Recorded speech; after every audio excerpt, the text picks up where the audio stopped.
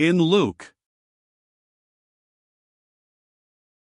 The June sun shone on the green slope above the village of Luke, and the grass carpeting the heights far beyond with cool green filled the air with fragrance. In front of an isolated house on the road to the baths of Luke, two women engaged in earnest conversation. "I tell you, Marianne," said the more talkative one, "if you could furnish a couple of rooms as I did, you would find it very profitable. You would soon get boarders, for many of the people coming to the baths do not wish to live there, or they should not, like the three I have. Of course you live rather far down and most people prefer the higher localities. If only you lived over there where those people do. They have the best location on the slope, and own the best meadowland too. But I do not like them," glancing at the house with an unfriendly look. "They are eaten up with pride. The man is not so bad, but you should see the woman." "How do they show their pride?" asked Marianne. "Better ask how they do not show it," quickly replied Magdalene. "They show it in everything, the way they walk, the way they stand, and they dress as though every day were Sunday. The boy's black hair is always curled as though he were going to a church festival, and the little girl sticks her nose up in the air as much as to say, 'Here I come.' The little girl can't help it if her nose turns up, and the boy isn't really to blame for his curly hair," Marianne replied. "Doesn't the woman speak pleasantly when you meet her?" "Oh, yes, she does that, and I wouldn't advise her to carry her pride that far," said Magdalene in a threatening tone. "But if you think she stops a moment to speak a few words, as our other neighbors do, you are mistaken." Marianne looked at the house and said in quick surprise, "What has happened?" "As long as I can remember, that house looked old and gray and all the windows were grimy with dust. Now it looks like a different house, so snow white and the windows shine in the sun." "It is the same house, and the change shows how proud they are," answered Magdalene warmly. "Farmer Lisa lived there more than 50 years with his old housekeeper, and in all those years never drove so much as a nail in the house. What was good enough for father and grandfather before him was good enough for him. When his heir came from over the Gemmi, there started such a tearing down and rebuilding and such a cleaning up, one might suppose a count was moving in. Of course the wife was the cause of it all."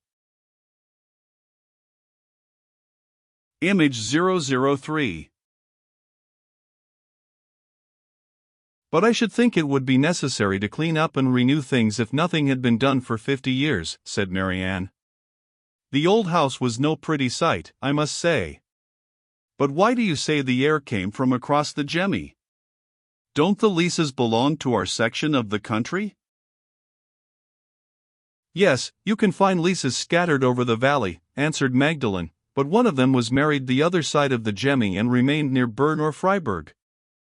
I know this only from hearsay, for it happened 100 or more years ago. When old Lisa died, it was found his nearest relatives were those living over there. So Vinzen's Lisa moved here, bringing his wife and 2 children. That was a couple of years ago now. It is said they had a fine house and many cattle on the other side, and a capital cattle range. I've heard his brother runs that estate." "Good gracious, I must be off," exclaimed Marianne, startled at the striking of the village clock. "What became of Lisa's housekeeper?" "She died shortly after he did. She was his cousin and had lived with him fully 50 years. She was over 70, so she could not undertake anything new. Look, look," continued Magdalene eagerly. "There they come across the meadow. Now you can see the Lisa woman and her dressed-up children too." Marianne did not need much persuasion to tarry, for she was very curious to see the people they had been talking about. The 3 came nearer, and the children must have had a great deal to tell their mother, for they were so engrossed in conversation they had neither eyes nor ears for anything else. However, as they approached the house, the mother pleasantly greeted the 2 women, the lad pulled off his cap and the little girl called out in a clear voice, "Good day to you," but continued on their way. "They look nice," remarked Marianne with an approving glance. I see no pride whatever, Magdalene, but neatness in children as well as in mother. Her clothes fit so well I am wondering how she does it. The boy's cap didn't conceal his handsome black curls, and the little girl with her tip-tilted little nose and brown braids about her head looks as merry as a little bird. Have you anything else to say? Asked Magdalene, plainly annoyed. You are right, I would do better to be on my way than to be talking so idly, replied Marianne, and moved on.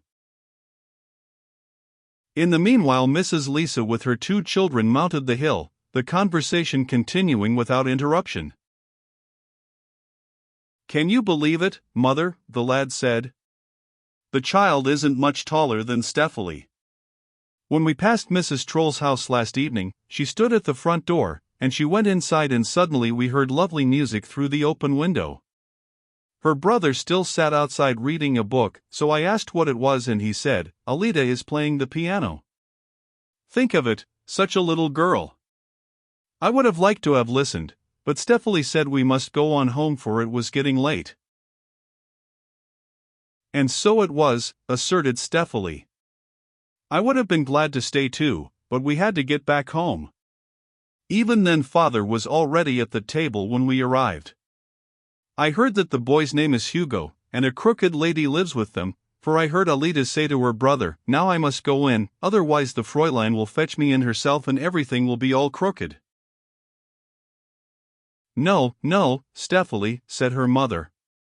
She meant that everything might go crooked with her if she did not obey. Aren't the children's parents with them? I'm not sure. What do you think, Vincy? Asked Stephanie, turning toward her brother. What are you staring at?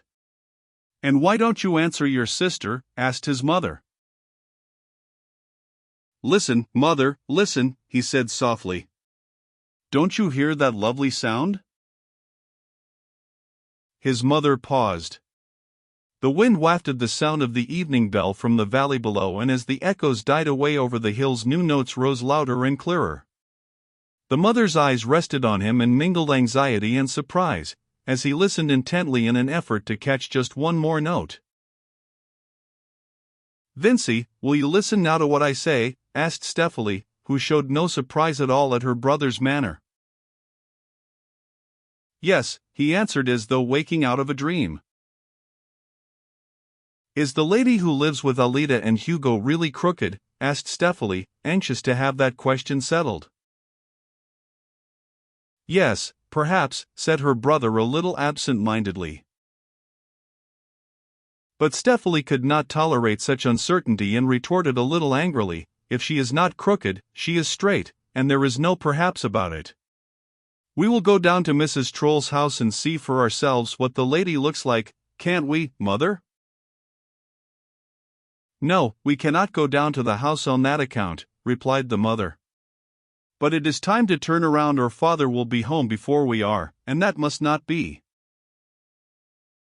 Perhaps they will be sitting out in front, said Stephanie, holding fast to her purpose, and now as her mother turned back, she ran ahead, to discover as quickly as possible if anyone was in front of the troll house. Vincy wandered along quietly with his mother. He was not talkative now as when they had climbed the hill, but his mother was used to these changes in her boy. Tell me, Vincy, she said, why did you keep on listening after the sound of the evening bells had died away? Oh, I could still hear them, he replied. And then suddenly I heard a wonderful song coming down from the hills.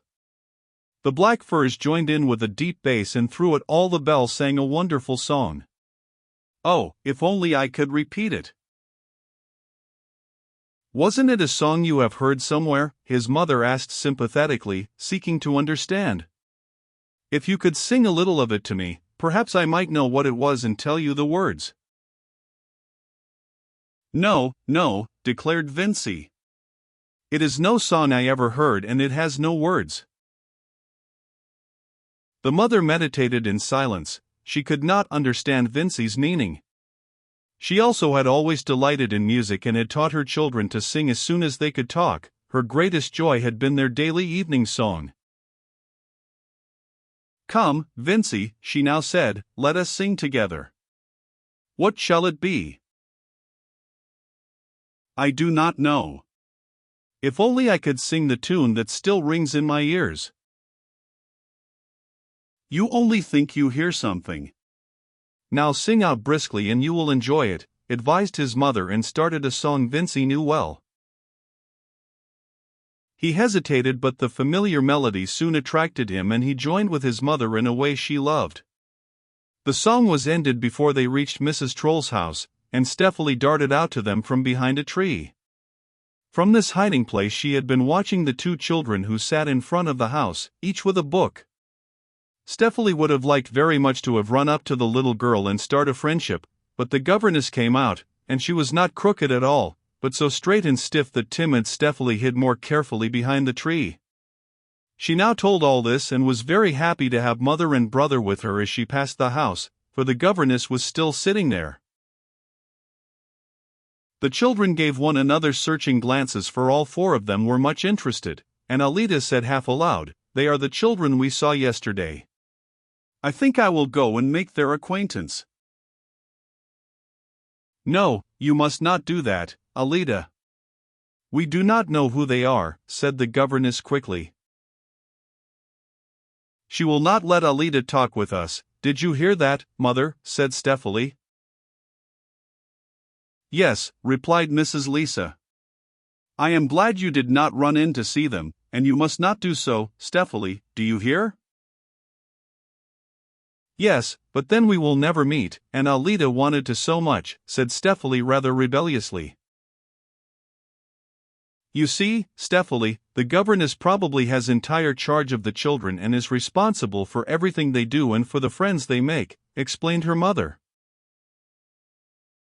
"There goes father," exclaimed Vincy. "If we wish to get home at the same time he does, we must walk faster." As this was the mother's wish, they hastened their steps and met him a short distance from their home, and soon the little family was seated around the supper table. Everything was quiet during the meal, for the children knew they had to be silent and their parents spoke but little. As soon as the children had finished, Vincy asked, "May we go outdoors?" And when permission was granted, they hurried off to the barn, where there were plenty of nooks and corners for a grand game of hide-and-seek. The June evening was bright and warm, and Vincenz Lisa rose cheerfully from the table, went outside and seated himself on the bench in front of the house to enjoy his pipe. Soon afterward his wife came out and sat beside him. Now he grew talkative and told of his visit that day to an acquaintance down in the valley, how he had looked over his meadows, fields, and cattle, and when he had silently compared them with his own property he had to say to himself, "Vincenz Lisa, that is a fine property you have inherited." "Yes, we ought to be thankful, and we will be, Vincenz," said his wife. "That is quite true," he continued, "but when I rejoice and plan how to improve the farm and increase the stock, it seems I am hobbled so I cannot take another step. It is the boy Vincy I mean. For whom should I do all this if not for him? And what kind of a boy is he?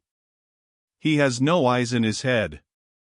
He shows no pleasure, not a bit of interest in leading out to pasture the finest cows to be found anywhere around.